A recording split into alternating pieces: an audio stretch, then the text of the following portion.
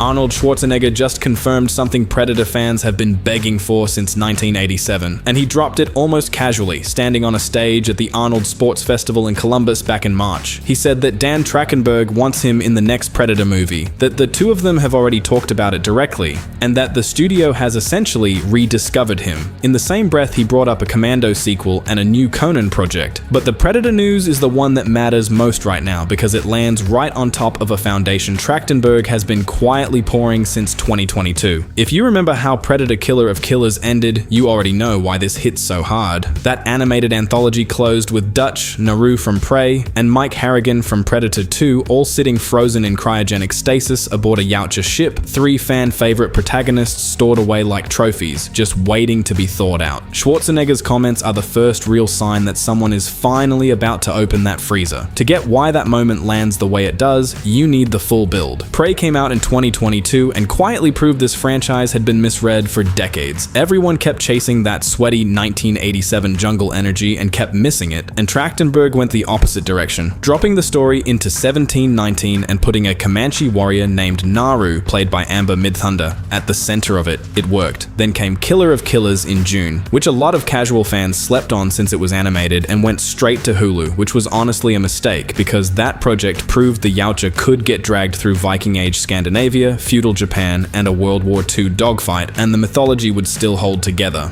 Trachtenberg has said in interviews that after Prey wrapped, he had 3 ideas rattling around in his head. Killer of Killers was 1, Badlands was 2, and there's a 3rd project he still hasn't revealed. He's admitted he basically rushed the first 2 out the door, making them at the same time without most of the industry even knowing Killer of Killers existed, purely because he couldn't wait to get moving on that still unnamed 3rd idea. As recently as February, in interviews tied to the Badlands home release, he was still dodging what that project actually is, describing himself as juggling several different directions at once for where the franchise goes from here, even while starting a new 3-year first look deal with Paramount. He's been clear the Paramount deal doesn't pull him away from Predator, the two are apparently going to run side by side.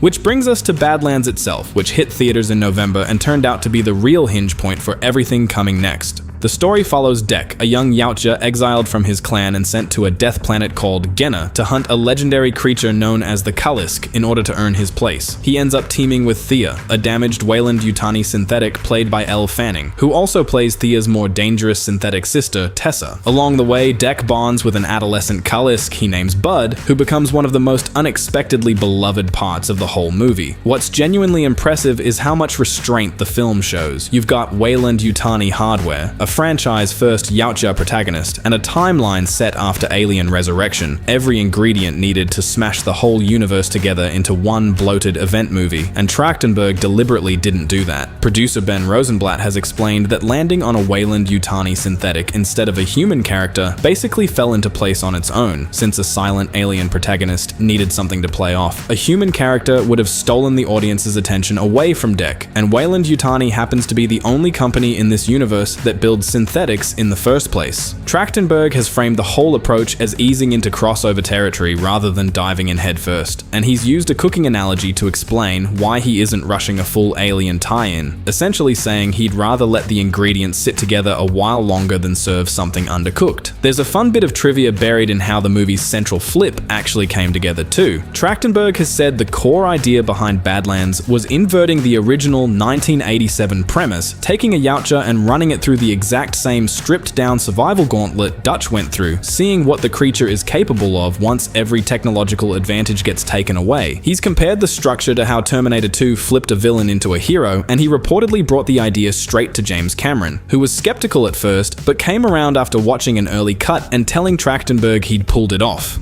That inversion works largely because of Demetrius Schuster-Koloamatangi's physical performance as Dek, who communicates almost entirely without dialogue, and because of Bud. Trachtenberg has talked about the campfire scene where Bud mimics Dek's movements as a deliberate homage to the Indianapolis speech from Jaws, a scene he genuinely assumed would get cut in the edit for not being essential to the plot. It didn't get cut. It tested as the audience's favorite scene in early screenings and reportedly still pulls audible reactions out of theater crowds.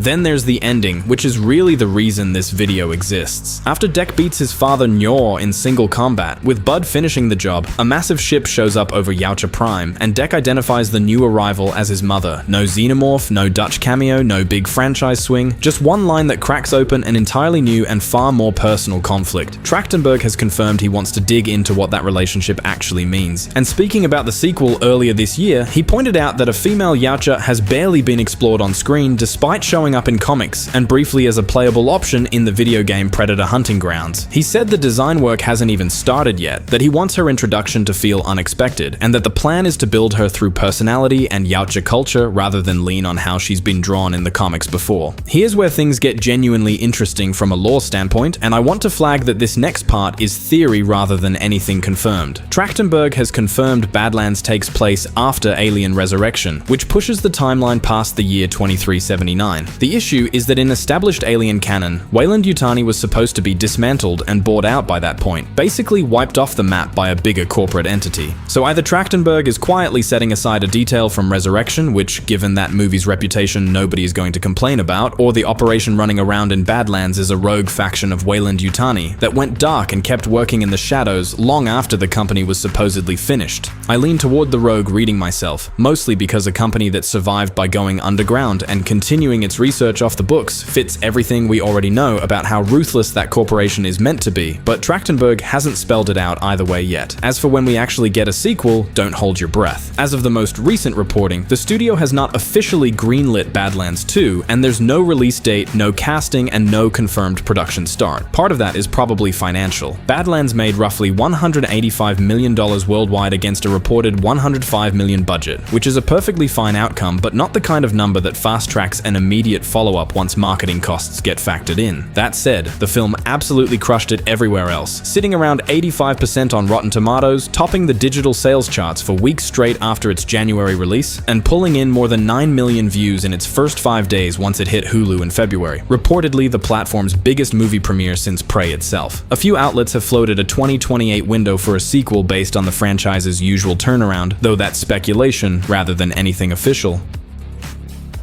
Let's talk about Arnold a bit more directly, because the door here is wide open in a way it's never been before. Rosenblatt has described bringing Schwarzenegger back as basically the ultimate goal for this franchise, something that's been in the back of the team's mind the whole time, and he's said Arnold and Trachtenberg have already met more than once, and that Schwarzenegger has been genuinely enthusiastic about what the series has become. Trachtenberg has told the story of meeting Arnold, and joking that people probably shout the Terminator's famous line at him constantly, when in his experience it's actually the Predator's own chopper line that gets yelled more, which at least tells you Arnold is fully aware of what this franchise means to people. Worth remembering, in nearly 40 years and 7 films, no Predator protagonist has ever returned to reprise their role in a sequel, so if this actually happens, it would be a genuine first for the series rather than just a nostalgia play. Both a live-action comeback and something built off the animated cryostasis reveal are apparently being discussed at the same time, and the animated route has real appeal, since Killer of Killers already proved it can jump across multiple time periods and would let the studio sidestep the age question that comes with any legacy actor return. Naru's situation is worth sitting with too. Amber Midthunder has stayed consistent for years about wanting to come back as Naru, and in her most recent comments she's said she doesn't know exactly what's happening, but that she's heard some fun ideas floating around and would jump at the chance the moment Trachtenberg calls. Prey 2 is still technically described as being in early development, and Rosenblatt has told Screen Rant that a direct sequel isn't ruled out, though the creative instinct has generally leaned toward pushing the franchise into new territory rather than simply repeating the original formula in a new setting. With Naru now confirmed frozen right alongside Dutch and Harrigan, whatever Prey 2 ends up being almost certainly can't just be another solo survival story anymore, since her character is now tangled up in the same larger cryostasis mystery as 2 other franchise leads.